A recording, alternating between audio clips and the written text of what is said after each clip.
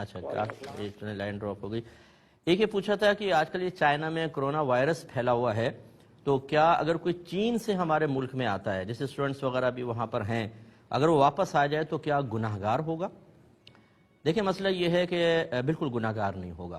پوری دنیا میں سفر کر سکتے ہیں.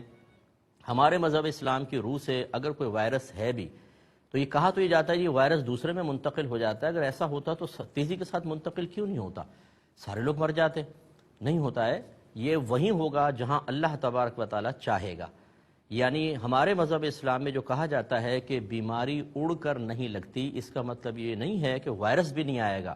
ہمارے نبی کریم صلی اللہ علیہ وسلم نے گویا کہ ہمیں اطلاع دی کہ اگر کوئی وائرس آ بھی جاتا ہے، وہ وائرس اثر انداز اس وقت ہوگا جب اللہ چاہے گا، ورنہ ضائع ہو جائے گا.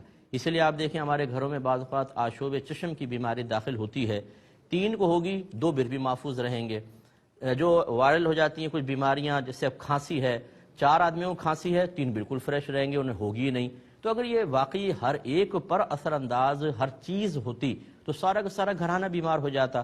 اس لیے یہ وہ کنفرم نہیں ہے کہ وہاں سے کوئی آئے گا تو وائرس ضرور ادھر آئے گا. اور پھر یہ کہ دوسرا اس کو چیک اپ کر لیں کہ اگر وہ آتا ہے اس کو چیک کر لیجئے، اگر اس میں وائرس کی موجودگی ہے تو اس کو سب سے علیحدہ رکھ کے اس کے علاج کریں، پھر اندر داخل کریں.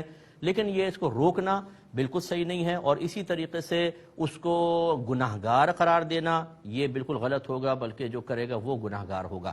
ہاں فرض کر لیں اگر ایسا ہو کہ بھئی آپ خود بتائیں آپ کے اندر کوئی ایسے آثار ہیں اور وہ جھوٹ بول کے داخل ہو جائے، یہ جھوٹ بولنے کی وجہ سے ناجائز ہوگا. ایک صحابی تھے، وہ اپنے اونٹ کو کہیں علیحدہ کر رہے تھے. سرکار نے فرمایا کیوں علیحدہ کر رہے ہو؟ انہوں نے عرض کیا رسول اللہ یہاں خارش زدہ اونٹ ہیں، اس لیے اپنے اونٹ کو ہٹا رہا ہوں کہ اس کو بھی خارش نہ لگ جائے. رحمت کونین صلی اللہ علیہ وسلم نے ارشاد فرمایا کہ یہ بتاؤ ان پہلے والے اونٹوں کو خارش کس نے لگائی ہے؟ تو امید ہے کہ آپ بہت اچھی سمجھ میں آ گئی ہوگی. ایک کالر ہمارے رکھتے ہیں. ایک یہ کہتے ہیں کہ یہ حدیث ہم نے سنی ہے کہ کسی علاقے میں اگر کوئی وبا آ جائے تو رحمت کونین صلی اللہ علیہ وسلم نے فرمایا اس علاقے میں نہ جاؤ، اور اگر وہاں موجود ہو تو وہاں سے نہ نکلو. تو اب یہ چائنا میں جو وائرس آ گیا کرونا وائرس ہے، تو اس کے لیے کیا یہ حدیث ایسی ہوگی کہ چائنا میں جاؤ نہیں اور وہاں سے باہر نہ نکلو؟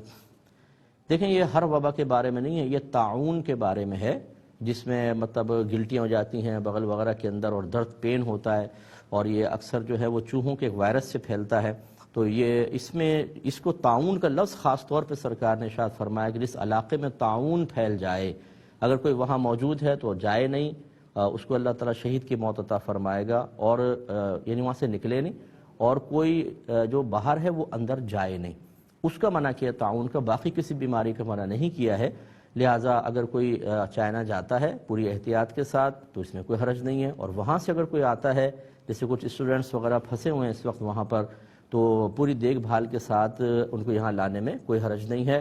لیکن جیسے کہ میڈیا پر کہا جا رہا ہے کہ وہاں پہ بہت اچھا جدید طریقے سے سب کا دیکھ بھال ہو رہی ہے، تو میرا مشورہ یہ ہوگا کہ مطلب یہی ہونا چاہیے سب کا ہی کہ پاکستان آنے کے بجائے وہاں اپنے پوری اچھی طریقے سے حفاظت کر کے کلیئر ہو کر پھر وہ پاکستان کی طرف آئیں تو بہت اچھا ہے کہ کسی کو وسوسہ نہ آئے. ورنہ میں کل اس کا جواب دے چکا ہوں کہ ہمارے ہاں بیماری اڑ کر نہیں لگتی ہے، لیکن لوگ اس کو نہیں سمجھتے ہیں اور سمجھتے ہیں کہ وہ آئیں گے تو پورا پاکستان ایک دم بیماری کی لپیٹ میں آ جائے گا.